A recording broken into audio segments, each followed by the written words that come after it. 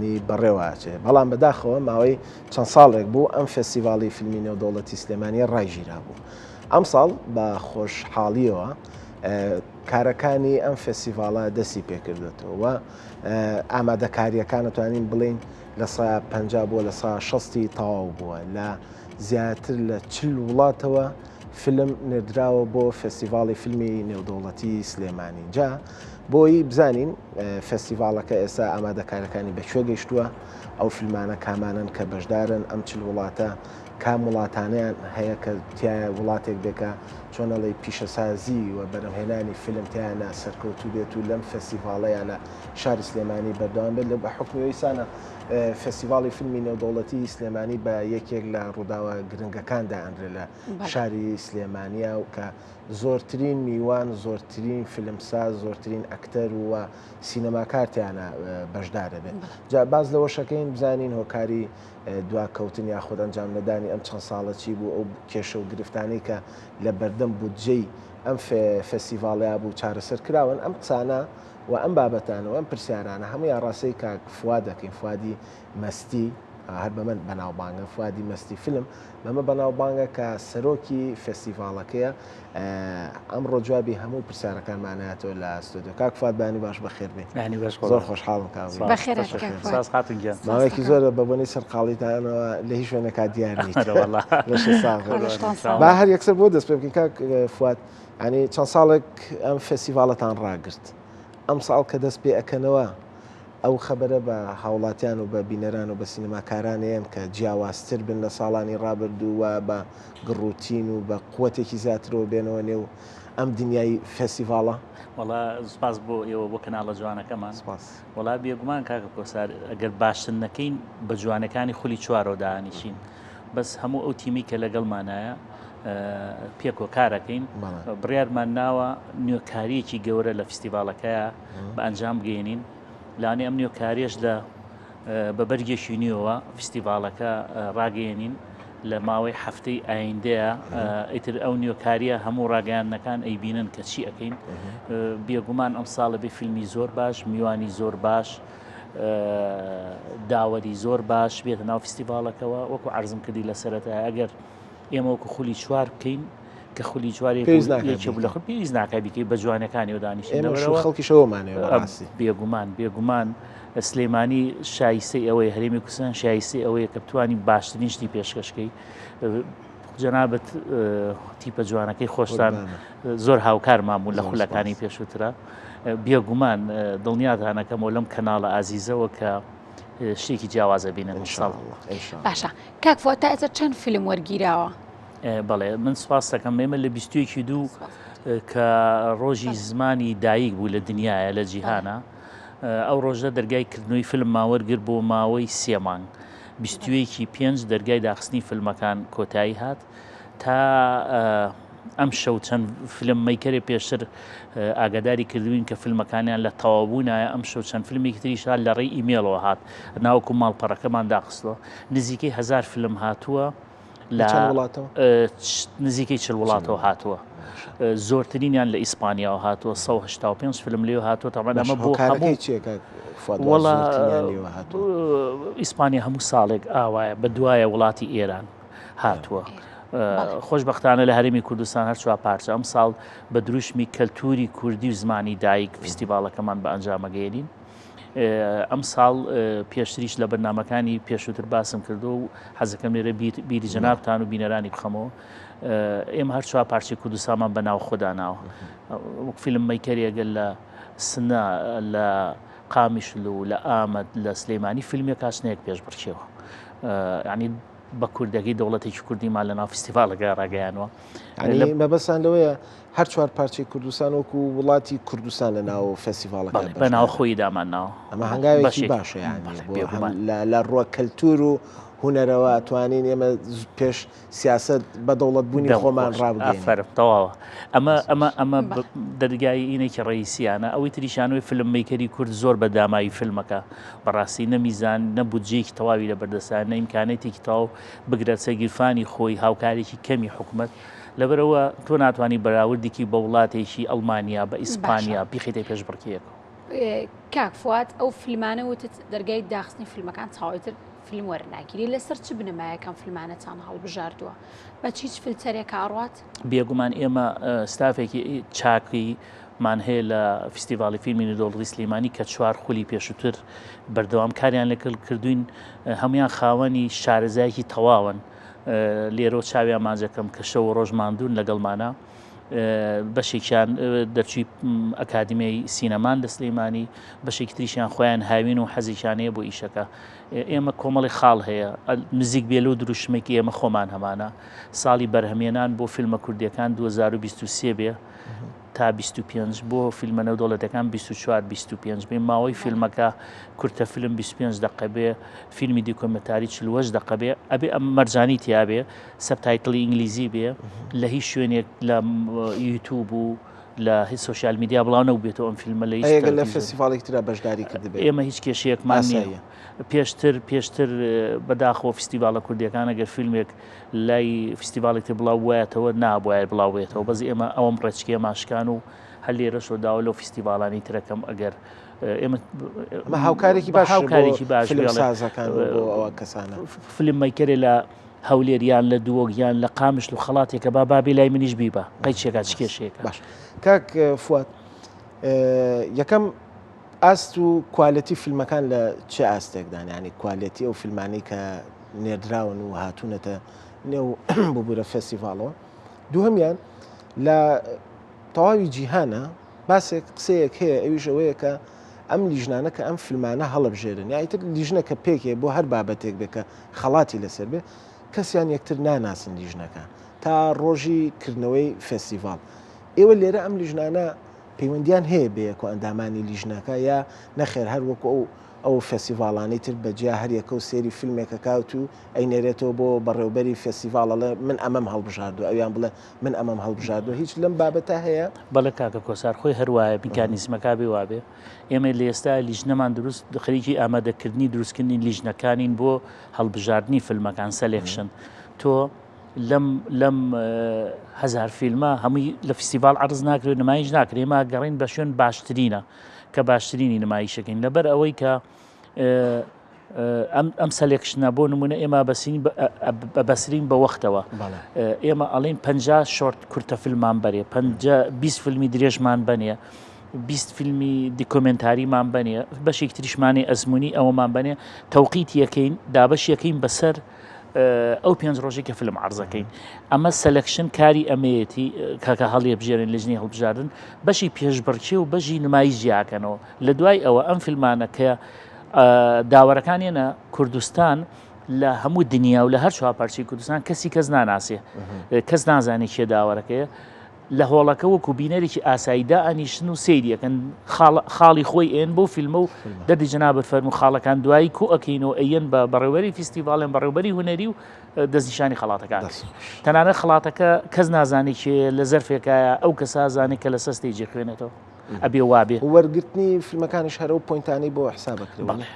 ینی پێشۆی کە بەشداری لە فستیڤاڵەکە بکە ئەو پۆینتانە لەسەر فیلمەکان داهان بەڵێ ئیتر ئەو لیژنەیە خۆیان قەرارێن کۆبوونەوەیەکەن دەرەجەکان لەسەر چەند دانێن چەند دەرەجەدانن بۆی خرا بۆ دەرهێنان چەند دانن بۆ ئەکتەر چەند دانن بۆ کامێرا ئیتر ئەڕوا بە تەسەسوول تا چێ باشترین دەرەجەی هێنا لەسەر ئەوەیە و زۆر جار ڕێزەنانمان هەیە بۆ فیلم میکەرەکان هەر لە ناو ئەو فستیڤاڵە میکەریانی چی ئەوەی کە کاری فیلمەکە بەڕاستی بەپرسیان باشە کاک فواد ساڵانێکی زۆرەکە فستیڤاڵەکان خولی پێنجەمێتی ئێستا بێگومان کۆمەڵێکی زۆر لە میوان دێن ئەم میوانانە خۆتان باگەشتیان دەکەن یا خۆیان دێن ئایا لە دوای 5 خۆل گەشتون بەوەی کە ئیتر میوانەکان خۆیان بێن خۆیان خولیە ئێوەیان هەبێکە بێن سەیری فیلمەکان بکەن لە وڵاتاندا خەڵک خۆی پارە ئەدا کە سەیری فیلم کات گەشتون بۆ ئاستی کە میوانەکان خۆیان بێن ئەمەی جەناب دەڵێ زۆر تەواو بێ وابێ ئێمە لە 4 خولی ئایندە میوانێکی زۆرمان بانگێش کردو بۆ فستیڤاڵ لەبەرەوە بوو کە فستیڤاڵی سلێمانی بناسرێ لە ناوچەکە و لە دەور و پشتیشا لەبەرەوە لەم ساڵە لەوانەیە میکانیزمەکەمان بگۆڕێ ئەوەی کە فیلمی هەبێت ئەوەی کە بتوانێت بێتە فستیڤاڵەکە خزمەتێکیان وەرکشۆپێکی بیان سیمینارێکی هەبێ ئەمانەیەنە ناو فستیڤاڵەکەەوە نا بەکوی گشتیەوەی کە هەرێمی کوردستانە داوەتی فستیڤاڵەکەی خۆیان سربەست لەوەی کەیان یان نایەن بەس میوانەکان گرنگیەکانیان ئەوەیە کە کۆمەڵی میوانی تایبەت هەیە ئەبێ ئێمە بانگێشیان کەین لە دنیاوە کە بێن فیستیڤالەکە بێنن چکە فیستیڤال یەک بودجەیە کە بتوانی خەڵاتەکانە پاداشێکی مادی باشی لەگەڵا بێت دوو داوەری زۆر باش سێ فیلمی زۆر باش ئەمانەش هەمووی ئەبەسێتەوە بە بودجەکەەوە کە هەتا جا لە بەرەو کۆمەڵی میوان و ئەسێری دنیایی ئیشەڵا لەم خولەیە ئامادەبن لەگەڵمانە. باش کاک فواد لە ماوەی ڕابردووە فێستیڤاڵی فیلمی کان بەڕێوە چوو ئەنجا ئەمە بی بەسمەوە بە هەرێمی کوردستانەوە بەڕێز قوبات تاڵەبانی وەکو یەکەم بۆ یەکەم جارۆک و جێگیری سەرۆکی حکوومەتی هەرێمی کوردستان بەشداری کردو و بانگهێشتی فێستیڤاڵی کان کرابوو لەوێ چەند دیدارێکی ڕۆژنامەوانی هەبووە گەر حتمما بینیوتەوە زانیاریشە هەیە لەسەری یەکێک لە بابەتانەی کە باسی لێوایە کە بەڕێز قوبات تاڵەبانی ئەوە بوو کە دەستگایەکی فیلمسازی یاخود کۆمیسیۆنێکی نیشتیمانی فیلمسازی لە هەرێمی کوردستان بەرهەم بهێنرێ و بە تایبەتیش لە پەڕی سۆشیال میدیای خۆی لە فەیسبوک ئەم خەبەرەی بڵاو کردەوە کە وتی توانیومانە ئێمە لەمە دوای ئیتر ئەم کۆمیسیۆنە پێک بهێنین ئایا ئەمە ئەبێتە هۆی ئەوەی کە لەم فێستیڤاڵە گەورانەیە فێستیڤاڵەکانی هەرێمی کوردستان و بەتایبەت فێستیڤاڵی فیلمی نێودەوڵەتی سلێمانیش بچێتە ئاستێکی بەرزتر و بچێتە ئاستێکی جیهانی تری زیاترەوە؟ بەڵێ من زۆر خۆشحاڵم کە جەنابی کاقوبادم بینی لەوێ عنی تەمەنامە کرد وەزیری ڕۆشنبیری کاربەدەستانی وەزارەتی ڕۆشنبیریش هەموو ئامادەیان هەبووە چکە کان شارێکە ناوی کانە بەس فیستیڤاڵی کانی لێ بێنە دەرەوە کەس لانێ نەچێت هەمووی بۆی و فیستیڤاڵەوە سەردانی ئەوەیەکە ئێمە لە سلەیمانی خۆشبەختانە بە قسەی زۆر لەوانی کە نەیار و دۆستیشن ئەو بینەرەی کە لە سلەیمانی هەیە لە هیچ شارێکی ناوچەکەیانێ لە هەر چوار پەرچەیە زەحمەتە لە سلەیمانی بینەرێکی بێشومارەیە من بۆ بیرخستنەوەی جەنابتان ئێمە دەستپێکی فیستیڤالمان و کۆتایی فیستیڤال لە تەلاری هونەرەمان کرد 3000 کەس هاتە هۆڵەکە و بێ ئەوەی هۆڵەکە 1900 کەسێگەر ڕۆژانە 7000 بۆ 500 کەس هات سەیری فیلمیە کرد ئەمە ڕێژەیەکە باوەڕ ناکەم لە هیچ دنیایەکە وا بوو بێت کارتی داوت نامەشم بۆ کەس نەناتەوە بانگێژ نامە توانین بڵێن کێشە لە بینەرەکانمانە کێشە لە فیلمسازەکان و لە فیلمەکانمان بەڵێ ئێمە بینەر خواردنی باشی بەرێ ینی فیلمی باشی بەرێ بینەر زیاترە بێت ئێمە ئێستا کار بوو وەکەین کە جەنابی کاقوبادم بینی بەڕاستی دەستخۆشی لە یەکەم لەم کەناڵی خۆمانەوە بە هیوام لە هەموو کارەکانی ئاوا سەرکەوتو بێ زۆر شاگەشکە بووم کە بەرپرسێکی ئاوای کوردیم بینی لە کان کە زۆر بە احتیمامەوە سەیری هونەر و فیلمسازی ئەکات پیرۆزباییش لێرەوە هەل لە باڤیخانەکەم کە فیلم کۆمەشنی سلەیمانیان لێوە ڕاگەیان چه هاوکاریە بە ئێمە بکرێت ئەوان هەمیشە هاوکار و پاڵپشتی ئێمن و پشت بەخوا و ئومێد بەخوای گەورە بە هیمەتی خوا و بە هیمەتی جەنابی کاقوباد ئەمساڵ فیستیڤالێکی زۆر ناوازە ئەکەین ناڵێم بە نەڵێن زۆر باش بەر زۆر باشەکەیان باشە زۆر دڵنیابە لەبەری تیمەکە زۆر بە حەماسە و کارەکەن. بەڵێ کاک فواد هیچ تا ئێستا هیچ پرۆدیوسەرێک و دەرهێنەرێکی مەزن و گەورە لە جەرەوە هاتۆ بۆی بتوانن سەیری فیلمەکانی ئێمە بکەن یاخود بتوانن ئەوان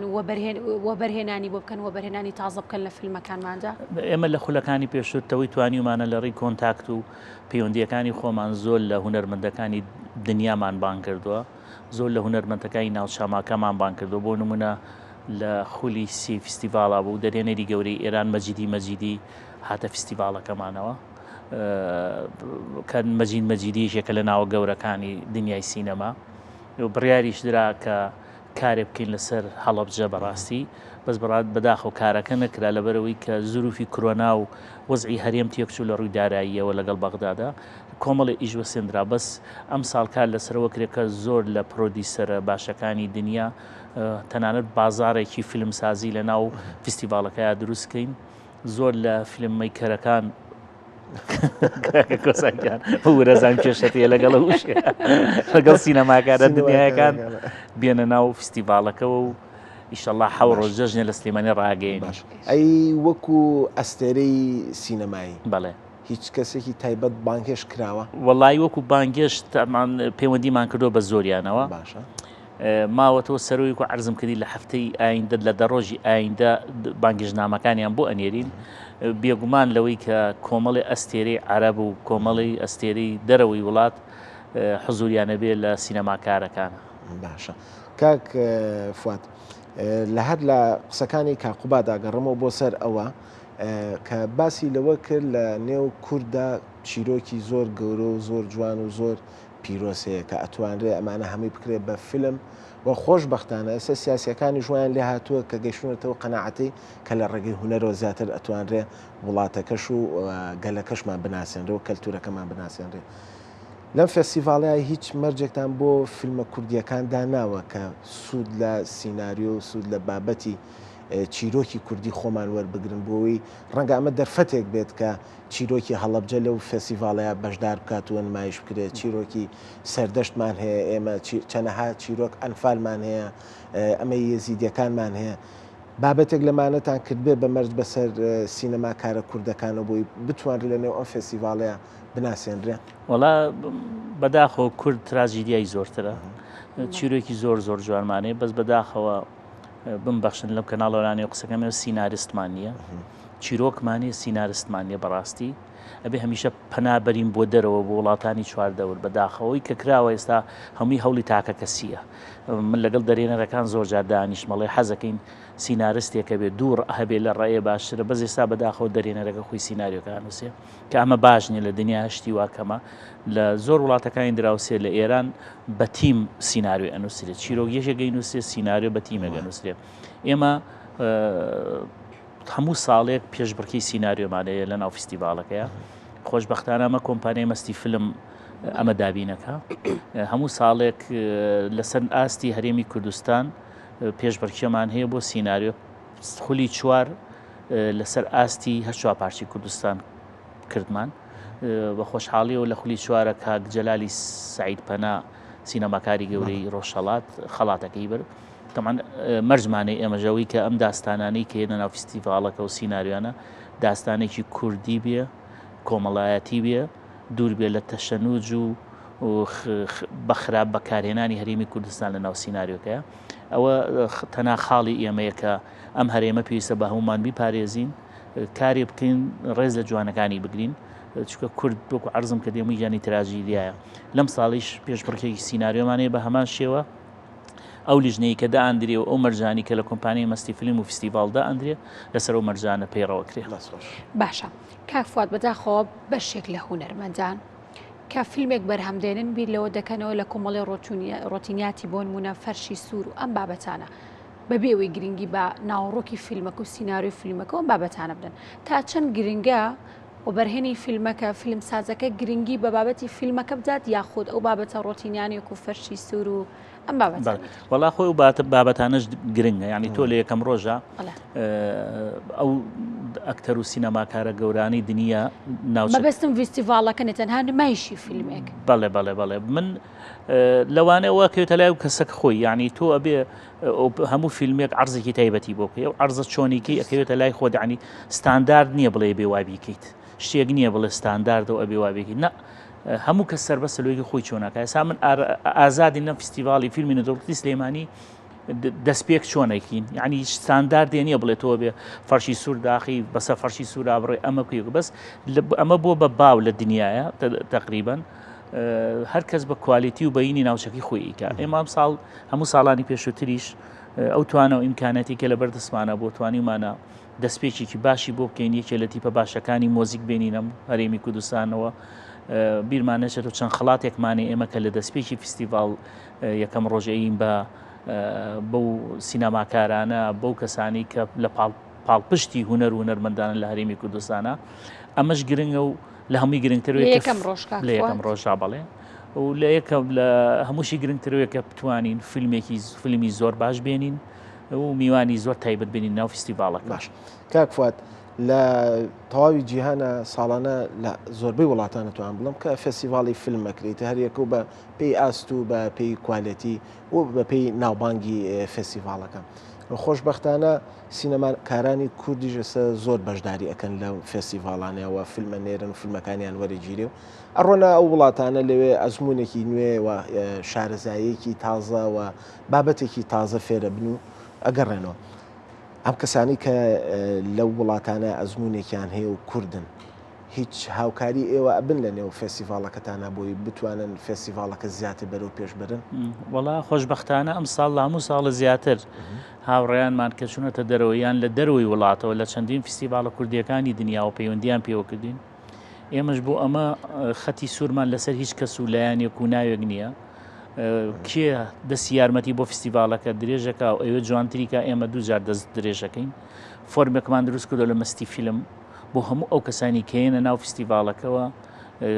چکۆ فستیڤالی سلێمانی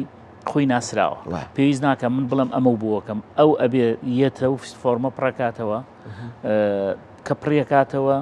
کام بەشی پێ باشە ئیشی تیا بکە بۆ ئەو بەشە هەڵەبژێرێ. ئەزمموی کارکردنی چییە؟ چی پێشکەشی فستیڤالەکە ئەەکەیت تۆ کەیتە ناو فستیڤالەکەەوە. من ناتوانم هیچ بین بەس تۆ چی پێشکەشی منەکەیت. لەبەرەوە خەڵکانێکی زۆر شکر بۆ خوا دروست بوون لە گەنجەکانمان بە تایبەتی ئەم ساڵ زۆر بە یاخمان پیاوە زۆری لە بەشەکانمانە گەنجەکان سەرپەرشتیەکە. باشە کاک فواد دوپرسیار و زۆر بە کورتی کێ فستیڤالەکە و لە چ هۆڵێک دەکرێت بایم و بینەرانیش بزانین. ئەوەی تا ئێستا قسە و باسی لەسەر کراوە هەروەکو ساڵانی پێشوور دەستپێک و کۆتایی لە تەلاری هونەرە بێ باقی ڕۆژەکانی تر لە سینەما سالم و سیتی سینەما بێ. بەڵێ دەستان خۆش بێ لەشتان ساغ بێ کاک فواد. زۆر سپاس زۆرمان بیر نەچێ لە یەکی دە بۆ حوتی دا فستیڤالەکە لە شاری سلێمانی بەردەوامە بێ ئینشاءڵڵا. بێگومانەوە بەرنامەی تایبەت. کاک فواد جەلال بەڕێوەبەری فێستیڤاڵی فیلمی نێودەوڵەتی سلێمانی فوادی مەستی فیلم زۆر بەخێر. سپاس بۆ جەناب.